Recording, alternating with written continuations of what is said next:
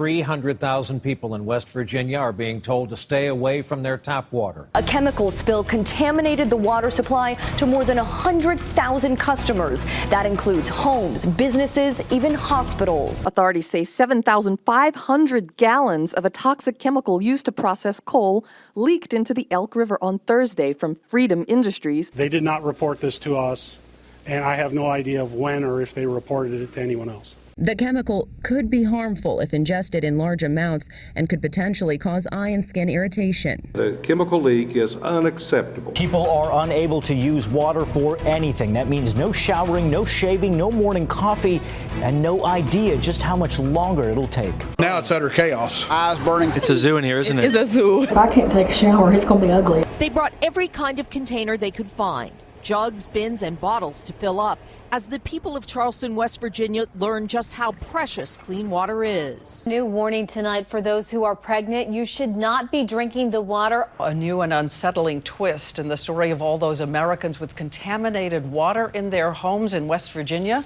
Thousands have been told the tap water is once again safe. But tonight, a new warning. Pregnant women should not drink it, raising the question, what's the truth about what's in the water? The governor's office issued the do not use notice, or the ban on using using the water for anything except to flush the toilet or to put out fires. I was live on the air when the governor's first tweet went out basically announcing that this had happened. That localized event, it touched a third of the state, the residents.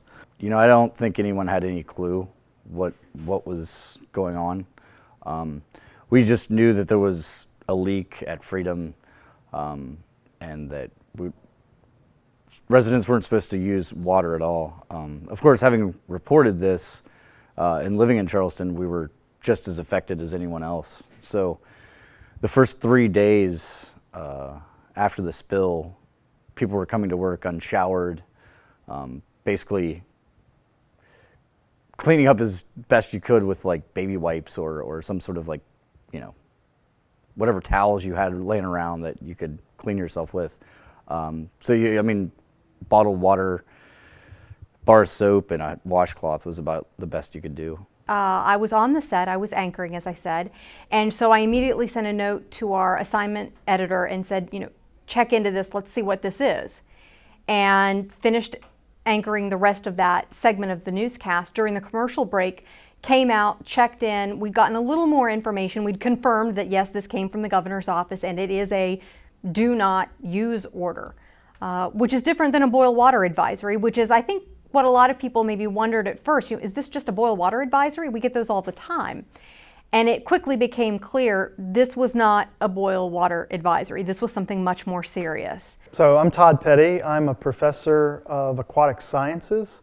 I'm in the Wildlife and Fisheries Resources program. Well, what the chemical spill taught us is that water is extremely valuable, and we just often take it for granted because we have so much of it.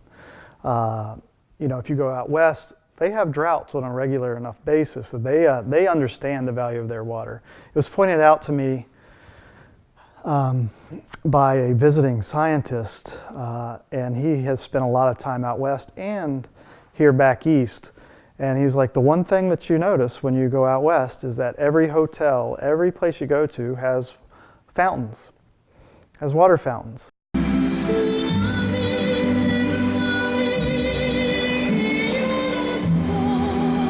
And when you come east, nobody does. And the reason out west is that they want to show you that they have water. And they have water in abundance. It's a very deep psychological thing. What happens here, where we get a lot of rainfall, we take water for granted. We're rarely under water stress in terms of water quantity stress. We just have so much water, and that water has a dilution value to it, so it dilutes our pollution. But what we saw from that chemical spill is that when we don't have water, it creates a serious, serious situation, and not one that's just, environmentalists care about it. Everybody cares about it. Citizens care about it. Businesses care about it. It's wildly important to us, and we see it when we realize it when it's gone or when it's not available to us. I think people need to advocate for their community and for safety in their community, no matter what it is.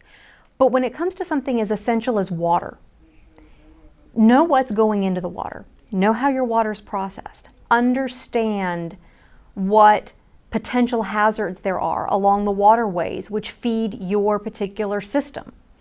People didn't know. And they couldn't or didn't feel like they could trust those in positions of authority to tell them accurately what those things were. We learned through this process that there really hadn't been an oversight process for above ground storage facilities in West Virginia. And the tank bill, which turned into a law, is a step in the right direction to ensuring that there is proper oversight and continued maintenance of those facilities that hopefully will keep something like this from happening again.